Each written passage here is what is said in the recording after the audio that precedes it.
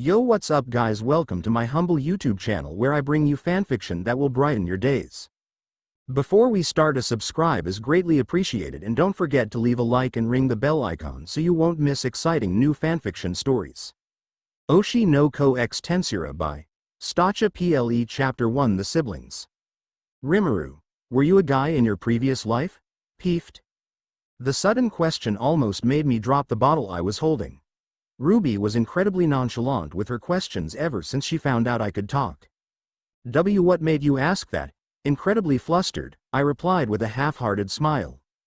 Because you keep on avoiding drinking from mom's boobies directly, you're just like Aqua. This girl was ruthless. Why did she have to bring that up? And here I was being a gentleman and keeping to myself. I swear, kids these days are so upfront that old men like me get heart attacks from time to time. I'm interested too. Ruby and I talked about this before you decided to speak up before. I was a guy in my previous life. Ruby was a girl. All that's left is you. Have any of you heard of privacy? Hello? Well, I was a guy in my previous life. There was no point in hiding the truth. Aqua immediately looked sympathetic to me. He reached out his tiny limbs toward me and pat me on the back, saying, "It's gonna be hard, pal. Between you and me, I was a doctor, so I know how difficult women have it." He whispered those few parts in my ear, making sure Ruby couldn't hear us.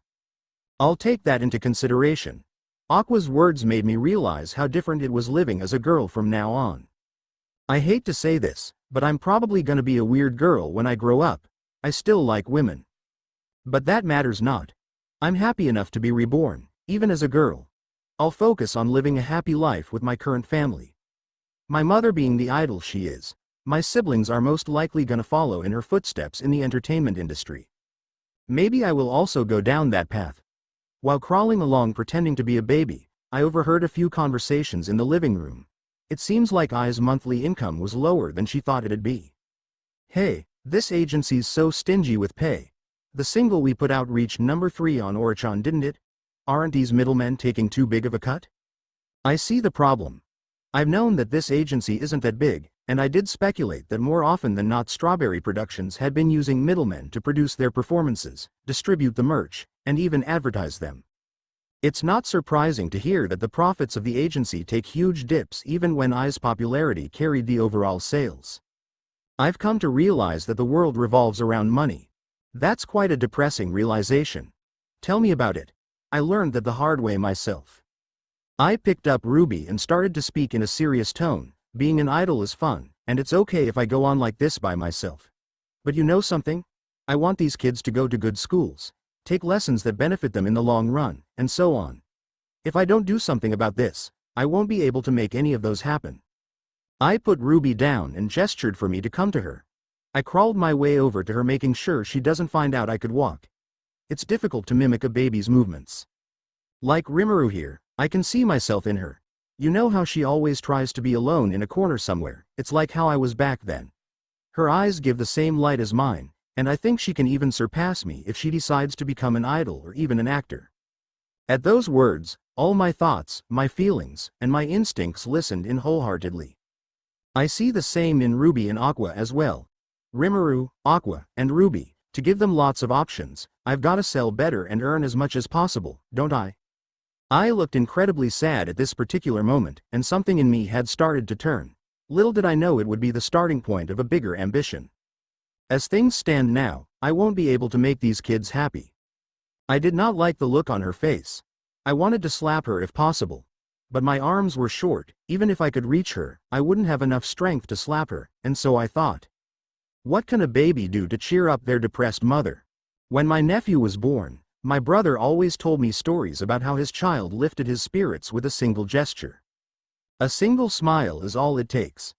Mama, I reached out my hands as if I had intended to hug her. All the while imitating the same smile she used to captivate my soul. She did say I looked like her, didn't she? Or was it just me? In that room, Rimuru never knew the extent of the gesture she had made. The impact on Ai's motivation and ego was enormous. Every single good feeling welled up within her as she stared at her daughter's smile. Her sad expression instantly disappeared. Ha ha ha, thank you, Rimuru. You saw right through me, didn't you? I can't believe you're a baby. I left a few hours later after that. It seemed like she had gotten a hit of motivation and went off somewhere. We were left all alone with Miyako, who was left to be, as usual, our babysitter. Aqua and Ruby immediately came up to me after I had left. Whoa, you totally looked like mom at that moment. You must have some crazy talent. Ruby was touching my face and was trying to form a smile by moving my lips. This is annoying. I see you're quite talented. You changed mom's expression from that one to one I've never seen her make before. I don't think I did anything that impressive. All I did was smile till my lips couldn't rise anymore and just use the leverage of a baby's cuteness. All that anime I've watched isn't all for show. I thought of continuing the act as a way to prank the two, but how would I do that in the first place? Do I keep acting like this? Why am I her daughter after all? It's only natural for me to be able to imitate her to a T.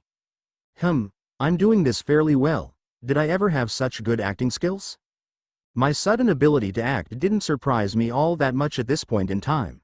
I never knew how hard it was to pull off what I was doing right at this very moment. It was almost as if something else was at play. So cute, I don't care if you were a guy in the past, you're a girl now. After saying that, Ruby dived in and hugged me to oblivion. I couldn't breathe, so I tapped her shoulder. Hey, I think you should let go, Ruby. Rimuru can't breathe. Both Miyako and Aqua tried to tell Ruby that I was obviously losing oxygen. But alas, Ruby kept up the hug for a minute long after that. I nearly passed out due to suffocation.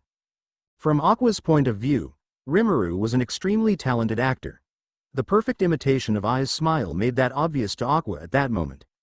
Aqua thought that maybe Rimuru was in the entertainment industry in her past life. But he had no way of knowing since Miyako was still present. They couldn't speak about their past lives in front of her. If there was one thing Aqua was good at, it was observation. His experiences in his past life may have something to do with it, but aside from that he could truly analyze something with observation alone.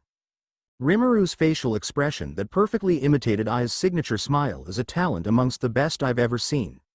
I've seen my fair share of actors and idols, but only Rimuru and Ai showed that dazzling and captivating smile. Rimuru was a case study in Aqua's mind. Are you gonna be an idol when you grow up? It didn't hurt to ask, and so he did. Rimuru's reply was somewhat unexpected. Idol? I don't think I will. Singing and dancing aren't what I imagined I'd have for a job, you see. If Rimuru wanted to be an idol, she could literally become a worldwide phenomenon. Or at least, that was Aqua's thoughts. He sure wasn't holding back on his expectations. Such a talent at such a young age. I know she's had a past life, but she can train now, and by the time she grows up she'll essentially be a major force in the industry. She could also choose to be an actor, which can show her talents at a young age as a child actor. Aqua had numerous thoughts about Rimuru's future. That shows how deeply captivated he was by Rimuru's imitation of Ai's smile. By this act alone, Rimuru's first and second fans have appeared. I wonder how I got dragged into this. Wow. A sales promo event. A mini-concert, the kind you'd need to win a lottery ticket for. Ruby was very excited as we enter the venue for Ai's concert. Or shall I say, mini-concert. My headache started when Ruby kept insisting to bring me along when they wanted to watch Ai's concert. I was gonna accept either way, but Ruby was way too enthusiastic and ended up shaking me too much. My tiny body can't handle being shaken so violently. Miyako ducked down and looked at Ruby. Now listen here. I brought you here since you kept insisting. But you know, I'm the one who'll take the brunt of it if the president finds out about this, got it? Miyako was being extra stern to the two today. No cheering, running, or speaking. And that includes you too, Rimuru. Hua. Why did you call me out specifically? Don't give me that look. I know you watch her concerts till late at night. You're probably gonna be the loudest one if I don't keep you in check. How'd she know? Her scolding me like that made my cheeks turn red. I tried to look away from the other two to hide my embarrassment. The mini-concert started. I with two other members of Bikamachi ran in and started to perform. Aqua was to my left, his eyes were glued to the performance, and to my right, Ruby was the same. The concert was extremely hype.